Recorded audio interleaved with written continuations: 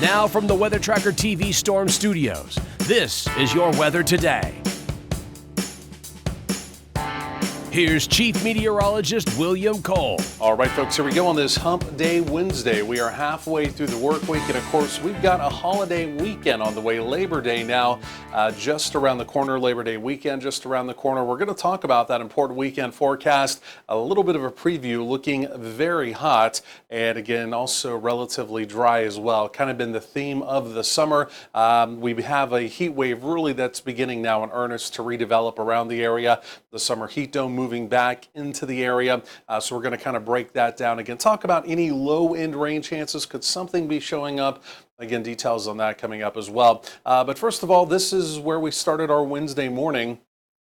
And again, even our morning lows, these are also beginning to creep back up. Of course, if you remember Sunday night, we had the cold front that moved through the area, kind of gave us some heat relief. But again, we're really bouncing now in the wrong direction. You can see a few locations there from Graham out to the west, all the way up through the Red River Valley. A few morning lows in the upper 60s, so a little bit milder there. Only 77 was the morning low at Love Field. And again, also at DFW, again, very warm out the door, 77 this morning as well.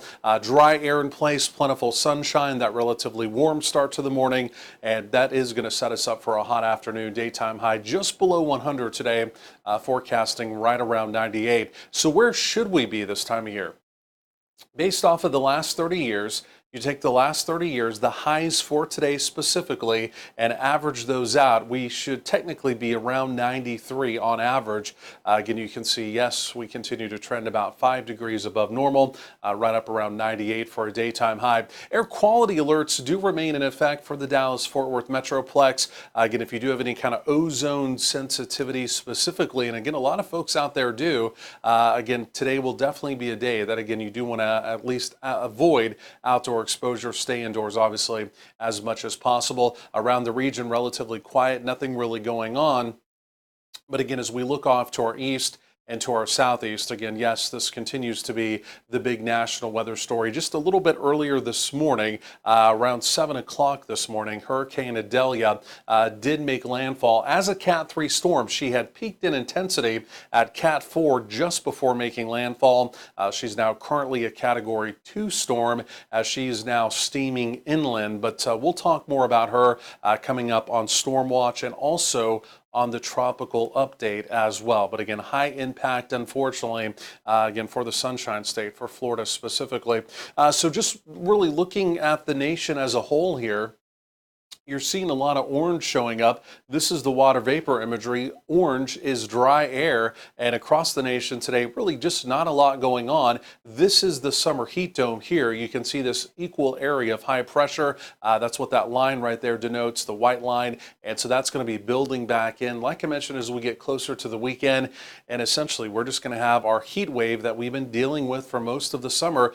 It's going to come back. And again, right now, for the foreseeable future, at least through the medium range of the forecast, it is going to be in place. So what does that mean for us? Number one, it means fire danger is going to continue to be a real concern. And again, you can see elevated fire danger across a good part of the area. And that will be obviously in place as we go through today. But again, also as we head into the holiday weekend, a lot of folks obviously trying to do things outdoors, maybe even some camping at some of the local area lakes this weekend. Do please keep in mind those fire danger conditions will be present.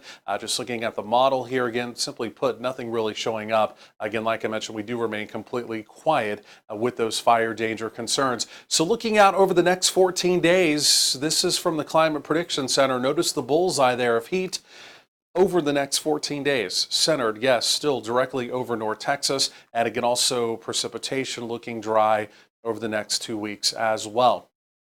So high temperatures today, again, most of us mid-upper 90s. Again, a pretty hot afternoon out there. This right here would be a peak at your Wednesday evening. Temperatures easing from the 90s, eventually into the 80s after sunset.